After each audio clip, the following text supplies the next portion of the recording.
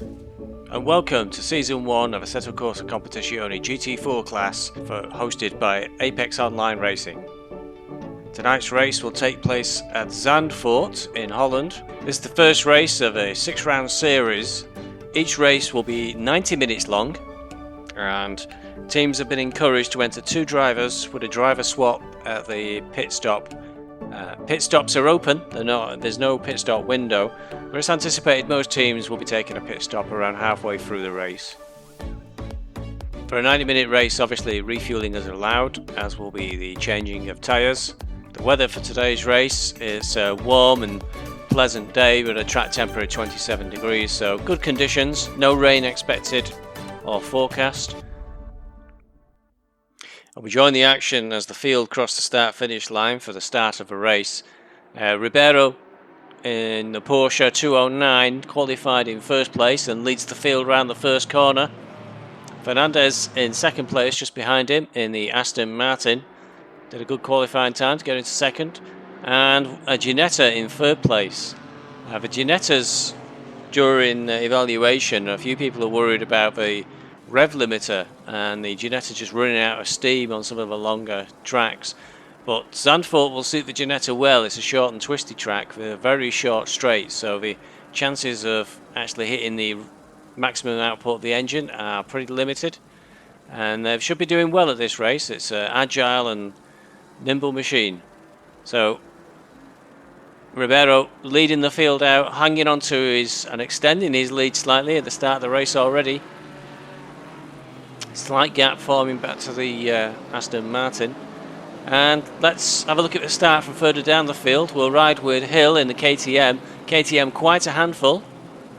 Difficult car to master, but Hill's done well. He's currently in 7th.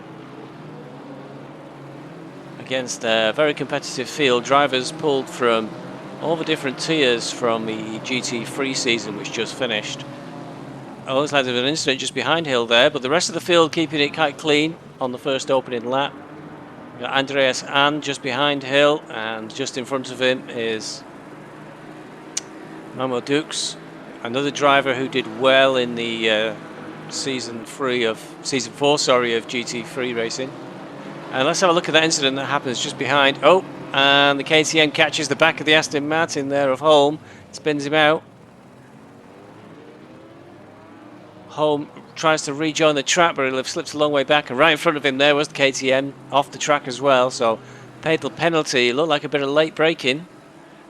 Perhaps cold tyres caught the driver out and caught the back end of the Aston Martin and just spun it right round. Not an ideal start for either driver to the start of the race. So still on the opening lap, and it's an attack by Cowie on Gand. And just behind there is the 211 Aston Martin of Beeswax Racing.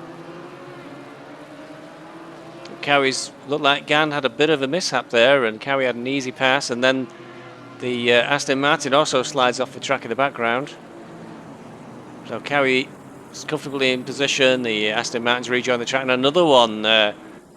Martinez there in the Porsche slipped right off onto the grass. Lots of drivers having trouble on the opening lap with cold tyres, but we move forward to lap 4, and Cowie's now caught with Wilson.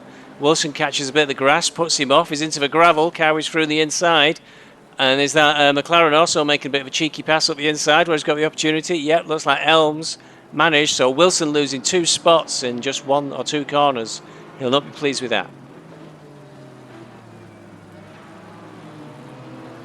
And we're into lap 6, and Bezic is closing up behind Martinez. Been chasing him for a number of laps now, and the end of start finish straight. Bezic makes a move up the inside into the Tarzan hairpin, and Martinez is on the outside, can't hold on to that position, and Bezic moves through.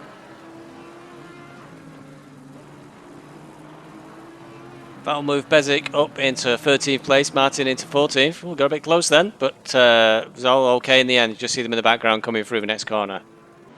So into lap 7, and Manuel Dukes attacking Gand, coming down the main straight again to the Tarzan hairpin. Looks like Dukes got the outside line, Gand's got the better inside line, but Dukes carries more speed around the outside, and he's in the lead before the next set of corners. So Dukes making that one stick, and that will move Dukes up into 11th place, Pushgan back down into 12th. And Dukes again, just a few laps later, lap 9. This time attacking Hill in the KTM. Side by side, little touch. Still side by side into the main straight. Hill tucks in behind, trying to get a bit of a drag up to the Tarzan hairpin. Dukes goes wide and Hill's gone for the inside. He's got it, but has he overshot? Will Dukes come back up the inside? Looks like he did indeed. But we cut away to lap 11 and home on Cowie. Again, side by side action. Cowie on the outside of the bend, Cowie with a better inside line, but it looks like Holmes carrying more speed.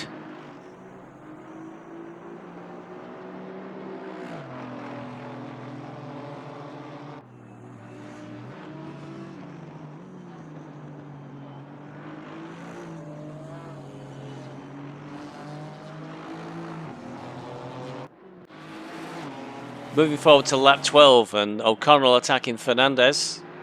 It's Ginetta versus Aston Martin. O'Connell's got the better inside line, but will Fernandez have better grip on the outside, be able to carry more speed? Doesn't look it. Looks like O'Connell's going to carry that lead through into the start-finish straight. And he looks comfortably ahead by the time they're going to reach the Tarzan hairpin at the end. And O'Connell pulls away, and that secures O'Connell into second place, pushing Fernandez down into third, an important pass. Lap 13, and Morrison is coming up on Castella. It's a little bit further down the field. So Castella off the track there, off to the side in the BMW. So an easy pass for Morrison. He must have... as Morrison moves away, that'll put him into 17th place. Castella will obviously be trying to come back on from that one. We're on lap 15 now, and now it's Morrison having disposed of Castella, who's nearly 2 seconds behind. He's closing in on Cotti. Cotti goes wide, catches a lot of grass, a lot of curb. He's offline, and in the end it looks quite easy for Morrison there. Cotti would have lost too much speed with that catch in the grass. So Morrison moving up to 16th, making some steady progress through the field now. It's lap 22 and Morrison versus Castella again. So Castella came back at Morrison. Coming into the Tarzan. Morrison gets a bit wide, catches a little bit of gravel, but manages to keep it going. Looks like Castella took the inside line, but was unable to carry quite as much speed as Morrison going wide. Morrison manages to hold on to that position and retains 15th place with Castella close behind now. Will obviously carry that battle forward.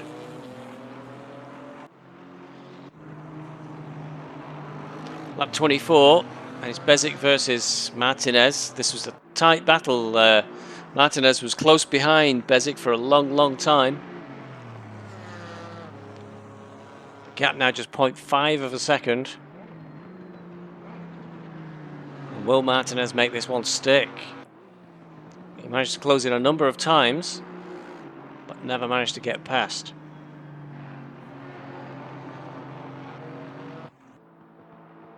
Didn't make it stick that time. Lap 24, and Zapata is now battling with Rossetti. Rossetti in the Alpine. Seen by some as a very desirable car. I'm not sure if the rest of the field were jealous, but Zapata seemed to make that look quite easy. I'm not sure if Rossetti had some trouble there with grip on that corner. So Zapata will move up into 16th place. To lap 28, and it's Zapata again. Now he's closing in on Penfold. All the way up, this is for 8th and 9th. Drivers very close to each other, touch doors briefly. Well, Zapata's there on the inside line. Gets to the corner first, and Penfold's pushed back. I'll move Zapata into 8th, Penfold down into 9th. Very close racing between the pair of these two. And it's into lap 28, so Cowie catching up with Hill in the KTM. Going into the start-finish straight. And Cowie's got better speed coming out the corner. He might be able to get past. So Hills took the defensive inside line. There's a car coming out of the pits. That might be distracting. So Cowie on the outside line. Will he get better grip and traction? Almost side by side, very close to each other. Just giving each other just enough room. Cowie catches a bit of curb, but they're still side by side. Oh, did they touch then? Both drivers seem to go off into the grass. Maybe there's a little bit of touch, but we cut away. We're on lap 23 now, with Voodoo being passed by Igor. Looked quite easy that on the inside, but he did let Igor overextend himself. Igor outbraked himself, went to the gravel. So Voodoo being a wise head there, let Igor hang himself out. So Igor will stay behind. He'll have to try again next time round. Lap 29 and home alongside Wilson in the Mercedes. Wilson, a top 10 finisher last season in GT3. It looks like he had a bit of a mishap there. He suddenly seemed to swing out to the right as he came out the corner, making it pretty easy for home. He's having another look, Wilson, but I think he's too far behind. And that's the leader behind them. That's Ribeiro in the bright pink Porsche, who's had a quiet race. Looking at the timing boards, Ribeiro's over 7 seconds clear of P2, so he's having a nice easy run tonight for himself, but not if traffic gets in the way. Lap 31, Igor again, this time with Sims. So Igor is ahead of Voodoo now, so he did make it stick at some point. Or maybe he got switched around in the pits.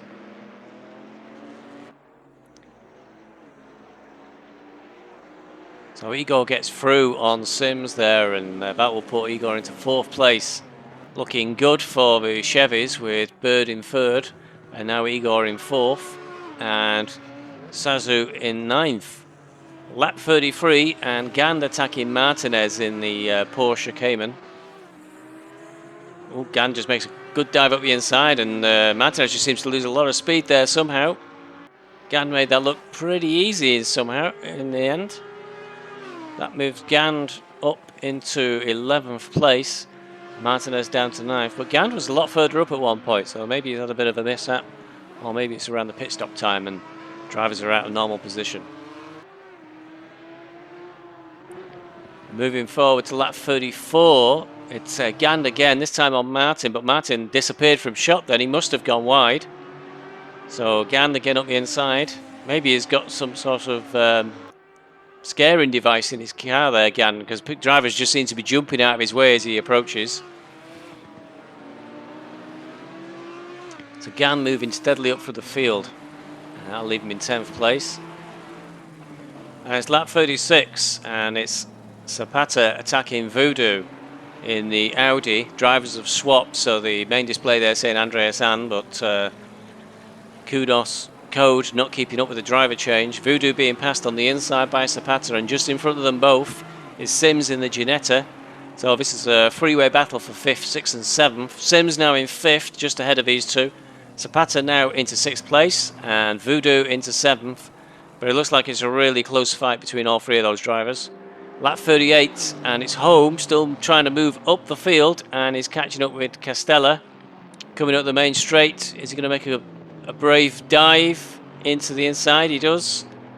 Home takes the inside of Tarzan, gives a little tap to Castella as he comes through, but Home makes it work, moves ahead, and that'll put him into 15th place. Probably a bit disappointing for Home. He seems to be showing speed and lots of passing as he's going every time we cut to him.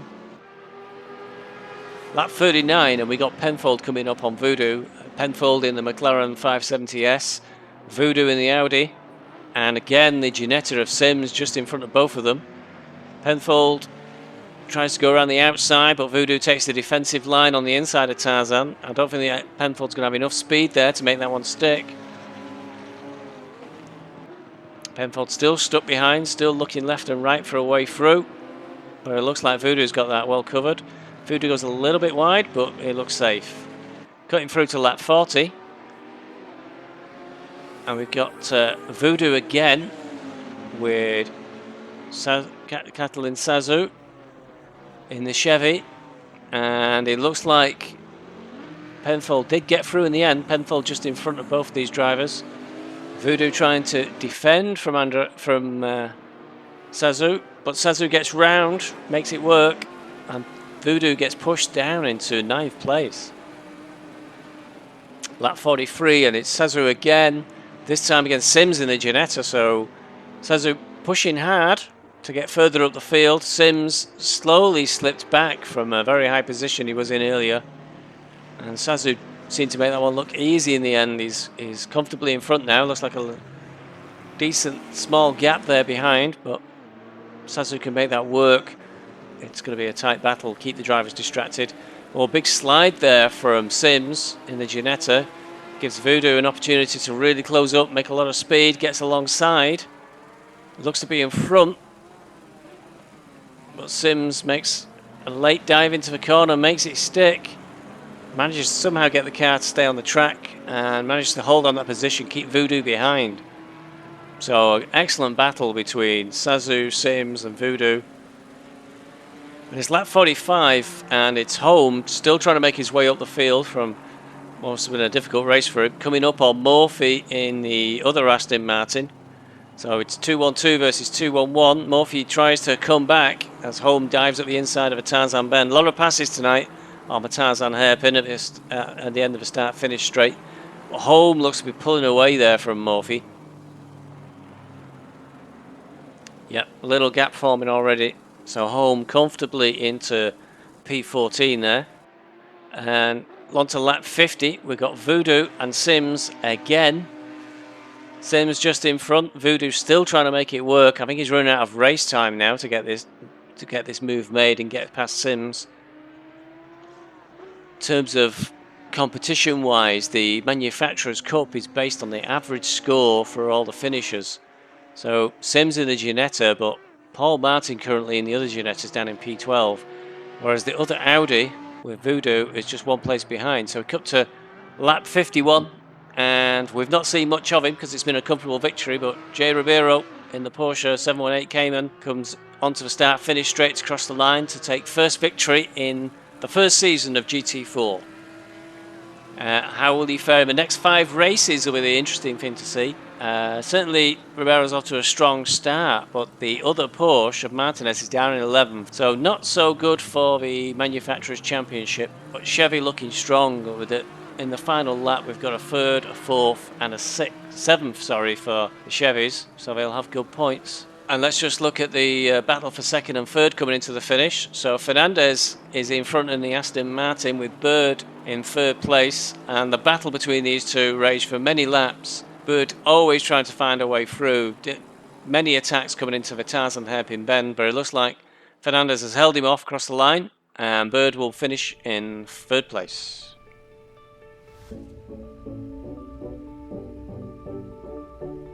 So let's have a look at the official results for round 1. In 1st place, as a solo driver, Jean-Paul Ribeiro in the Porsche number 209. In 2nd place, Daniel Fernandez, again as a solo driver, in the Aston Martin 223. And in 3rd place was M. Bird in the Chevrolet 215. Igor 55, in conjunction with Mirejevic in 216, was the 2nd Chevrolet home. In 3rd and 4th, that'll do good points for the Manufacturers' Championship. Zapata, driving solo in 207, brought a Mercedes home in 5th place. Sam Penfold in a McLaren in number 203, came home in 6th. Catalan in another Chevrolet came in 7th place. Voodoo and Andrea Ans in Audi number 1 came in 8th. And O'Connell and Pythonic, I think we're going to have to work on that one, my friend, in number 222 Ginetta came in 9th place. And Aurélien Gand, I think, drove solo. I don't remember seeing Uros Huzjak in the car, finished in 10th place in another Audi. So moving on to the Manufacturers' Championship, the strong drive by the Chevrolet drivers, finishing in 3rd, 4th and 7th, has moved them straight to the top of the table into 1st place. The victory for the Porsche and the 11th finish for the other Porsche driver puts the Porsche manufacturers into 2nd place on the championship, but right behind them is Aston Martin with just barely 1 point separating both teams. In 4th place it's Ginetta, 5th place comes Audi, in 6th is Mercedes, 7th is McLaren, BMW come 8th, Alpine in 9th, and Both Alpine and KTM had a difficult evening, so the KTMs are in 10th place. The spread of points still pretty close. Obviously, first round of a championship and a long way to go. All these places could change in the next few rounds. Next round, on the 28th of August, will take place at Kailami at 8 o'clock. Hopefully we'll see you then to see who's victorious in the next round of the GT4 Cup. Thanks for watching. Please leave a like and subscribe if you want to see more highlights of future races.